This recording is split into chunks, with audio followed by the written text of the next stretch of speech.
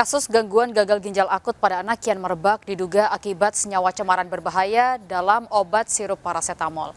Kasus ini tentu menjadi pembelajaran bagi BPOM untuk melakukan pengetatan pengawasan serta audit berkala terhadap industri farmasi. Lantaran kelalaian dapat berdampak pada melayangnya nyawa anak Indonesia. Lalu bagaimana reaksi orang tua menghadapi kekhawatiran makin merebaknya kasus gagal ginjal akut? Berikut kami hadirkan liputan khusus tim redaksi RCTI. Pemirsa, kasus gagal ginjal akut di Indonesia kian merebak. Data dari Kementerian Kesehatan hingga 24 Oktober terdapat 245 pasien anak yang tersebar di 26 provinsi. Ironis, dari total 240 lebih pasien, 140 lebih diantaranya meninggal dunia atau 57,5% angka dari pasien meninggal dunia.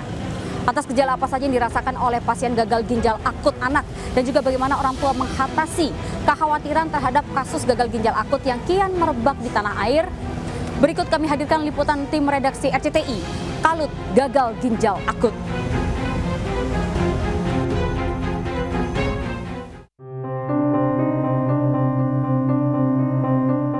Sejak Januari, Indonesia dihadapkan pada kasus gangguan gagal ginjal akut yang menyerang anak-anak.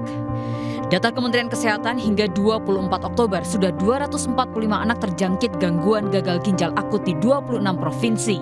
141 anak atau 57,5% meninggal dunia.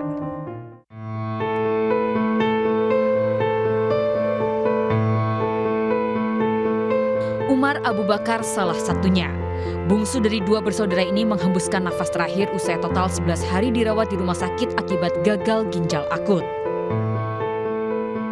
Sebulan usai kepergian sang putra, raut kesedihan masih tergambar jelas di wajah Ibunda Siti Suhardianti. Ia tak percaya begitu cepat penyakit gagal ginjal akut merenggut nyawa putra kesayangannya. Bu Siti, kami minta maaf kalau kehadiran kami membuka luka lama Ibu dan kami mengucapkan duka cita yang sedalam-dalamnya Bu atas kehilangan Ibu terhadap Umar putra Ibu tercinta. Tapi kalau Ibu berkenan Bu, mungkin bisa berbagi dengan kami sedikit soal apa yang ketika itu terjadi dengan Umar. Mungkin Ibu bisa menceritakan gejala awalnya seperti apa sih Bu?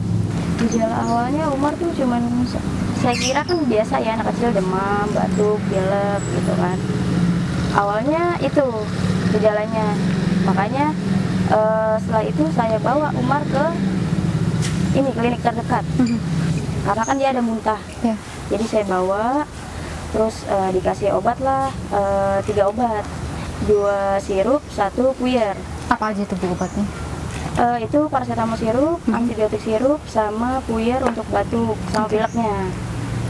Nah, setelah 3 hari itu, Umar pun tipis normal, BAB normal, makan minumnya normal, masih mau walaupun dia ada muntah gitu kan, tapi masih masuk gitu. Tapi setelah 3 hari konsumsi obat itu, Umar tiba-tiba di hari Selasa itu udah nggak ada pipis sama sekali. Nah, karena saya khawatir si Umar kenapa-napa, jadi di hari Selasa itu langsung saya bawa ke rumah sakit terdekat, Kartika Husada. Di Kartika Husada itu akhirnya Umar di ronsen, dicek lab, cek darah. Kalau dari hasil darah dia normal, cuman kalau hasil ginjalnya itu dia sangat-sangat tinggi fungsi ginjalnya. Dari hasil darah, fungsi ginjalnya nampak sangat tinggi. Berapa persen dari kadar normal, Bu? 80%. 80%? Iya. Sampai 80%? Iya, karena sangat-sangat tinggi banget. Dokter aja kaget gitu. Kenapa bisa tinggi itu gitu, dari normal. Setelah 3 hari saya di Kartika Husada, nggak ada perubahan. Dokter masih belum tahu penyebabnya apa, tapi keadaan anak saya udah makin lama makin drop. Tangan bengkak, kaki bengkak, wajah bengkak, mata bengkak. Karena saya khawatir anak saya kenapa-napa ya, karena dia keadaannya udah seperti itu, jadi akhirnya saya keluar dari rumah sakit Kartika Husada, saya cari rumah sakit yang lebih besar. Akhirnya saya ke RS Polri gitu. Di sana langsung diperiksa, dicek lagi, di ronsen lagi, dicek darah lagi, dicek semuanya. Dan dokter di Polri itu menyatakan kalau anak saya itu kena aki. gagal ginjal akut. Karena di Picu Polri nggak ada alat cuci darah untuk anak, akhirnya Umar dirujuk ke RSCM. Tapi pas udah masuk ke RSCM, saya udah nggak bisa lihat lagi kayak gimana. Saya cuma bisa dengar dari dokter kalau kondisi anak saya makin lama makin menurun gitu. Saya selalu tanya sih sama dokter gimana keadaan Umar, ada kemajuan atau enggak. Tapi dokter selalu bilang keadaan Umar menurun. Gitu. Ya udah saya nggak bisa apa-apa lagi. Apapun yang disuruh dokter, oke saya okein gitu. Yang penting anak saya bisa sembuh. Segala yang dilakuin dokter semua udah saya iyain, seperti kayak sampai pasang ventilator untuk bantu pernafasan, pasang alat di vena besar, sampai pasang alat di selangkangan, itu saya iyain karena saya berharap ya anak saya bisa sembuh gitu. Atas apa yang terjadi, Bu? Setelah cuci darah 3 hari, kan anak saya cuci darah yang 24 jam ya, karena biasanya kalau cuci darah kan ada jadwalnya seminggu 3 kali, itu juga cuma 3 jam atau 4 jam. Tapi anak saya dikasih dokter tuh yang alat yang untuk cuci darah 24 jam selama 3 hari. Saya berharap anak saya di situ pulih, ada perbaikan. Karena di anak-anak yang lain kalau dilihat ya cuci darah yang 3 jam 4 jam itu dia naik turun kondisinya, ntar stabil, ntar menurun gitu. Makanya di Umar ini mau lihat gimana responnya kalau cuci darah itu 24 jam selama 3 hari itu. Tapi setelah 3 hari cuci darah tetap nggak ada perubahan, kondisi tetap menurun terus sampai akhirnya selesai cuci darah malah si Umar ini ada pendarahan. Keluar darah lewat mulut sampai akhirnya Umar dinyatakan meninggal. Baik, yang terakhir nih Bu, mungkin agar tidak banyak orang-orang yang harus kehilangan putra-putri tercinta mereka, apalagi sekarang kasusnya kian merebak. Apa pesan yang ingin Ibu sampaikan kepada pemerintah, khususnya BPOM dan juga industri farmasi yang mungkin saat ini terlibat langsung dengan apa yang terjadi dengan gagal ginjal akut anak saat ini? Ya, saya berharap ayolah BPOM, jangan sampai ada terjadi kayak gini lagi. Ayo uji, ayo rilis secara terbuka sebenarnya ini kenapa. Jangan diumpet-umpetin, jangan melindungi orang yang benar-benar kalau terbukti dia berbuat salah.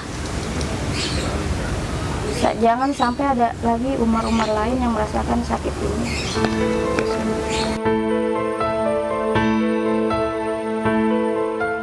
Dan pemirsa, kalau kita perhatikan berdasarkan dari data, memang kasus gangguan gagal ginjal akut paling banyak menimpa anak usia 1 sampai dengan 5 tahun. Data dari Kementerian Kesehatan menyatakan bahwa kasus gangguan gagal ginjal akut pada anak di bawah 1 tahun itu sebanyak sekitar 20-an kasus. Kemudian berkembang di usia 1 sampai dengan 5 tahun ada sebanyak 153 kasus. Usia 6 sampai dengan 10 tahun ada sebanyak 37 kasus. Dan yang terakhir usia 11 sampai dengan 18 tahun itu ada sebanyak 25 kasus. Dan pemirsa, ada perlu waspada jika sejumlah gejala klinis pada anak mulai muncul. Di antaranya pasien gagal ginjal akut paling banyak mengalami demam, yakni jumlahnya sebanyak 200 pasien. Kemudian setelah itu akan dilanjutkan dengan beberapa gejala klinis lainnya. Di antaranya adalah kehilangan nafsu makan, kemudian malaise, mual bahkan muntah, ispa, bahkan yang paling parah adalah diakhiri dengan pendarahan. Nah, biasanya gejala awal ini akan diikuti dengan sejumlah gejala berat. Di antaranya adalah anuria dan oliguria. Apa yang dimaksud dengan anuria dan oliguria? Oliguria adalah kondisi di mana anak mengalami penurunan volume buang air kecil. Sementara anuria adalah kondisi di mana anak bahkan tidak buang air kecil sama sekali. Kita lihat data dari Kementerian Kesehatan menyatakan pasien gagal ginjal akut pada anak paling banyak mengalami anuria, yakni sebanyak 70-an pasien, dan oliguria sebanyak 40-an pasien. Dan bisa menghadapi makin merebaknya kasus gangguan gagal ginjal akut pada anak, Kementerian Kesehatan menyatakan bahwa terdapat 3 senyawa berbahaya yang mencemari obat serta ditemukan dikonsumsi oleh pasien gangguan gagal ginjal akut pada anak. Ketiga senyawa berbahaya tersebut adalah etilen glikol, dietilen glikol, serta etilen glikol butyl ether. Nah, mengantisipasi agar tidak makin banyak korban yang berjatuhan, Kementerian Kesehatan sudah mengeluarkan 102 jenis obat yang diminta untuk tidak diresepkan oleh dokter karena masih dalam proses investigasi. Namun per 23 Oktober kemarin, BPOM sudah menyatakan bahwa ada 30 daftar obat yang dinyatakan aman dari 102 daftar obat yang dikeluarkan oleh Kemenkes. Sementara itu, 69 obat masih dalam proses investigasi dan 3 jenis obat ditemukan kadar etilen glikol serta dietilen glikol yang melebihi batas cemaran. Mencegah kasus gagal ginjal akut semakin merebak, Kementerian Kesehatan telah membawa antidotum, obat penawar gagal ginjal akut anak. Obat penawar atau antidotum ini dibawa langsung dari Singapura dan Australia dengan hand carry melalui pesawat. Antidotum telah dikonsumsi pasien gagal ginjal akut yang dirawat di RSCM. Hasilnya 60% pasien gagal ginjal akut menunjukkan tanda membaik. Meski obat penawar merupakan langkah yang progresif, namun pencegahan agar kasus tidak kian meluas tentu diperlukan agar nyawa anak-anak Indonesia tidak terus berjatuhan dan menjadi taruhan. Pemirsa, kasus gangguan gagal ginjal akut pada anak yang kemungkinan besar disebabkan oleh adanya senyawa cemaran berbahaya dalam obat tentu menjadi pembelajaran bagi seluruh pemangku kepentingan, khususnya Badan Pengawas Obat dan Makanan. Tentu perlu ada pengawasan yang lebih intensif serta audit yang berkala terhadap para produsen obat untuk memastikan tidak ada senyawa berbahaya maupun cemaran dalam obat yang tentu membahayakan anak-anak Indonesia. Jangan sampai nyawa anak Indonesia terus menjadi taruhannya dan membuat kasus gagal ginjal akut ini kian berkembang di tanah air. Dari Jakarta, Lady Marina, Raga Firdaus, dan Muhammad Faisal melaporkan.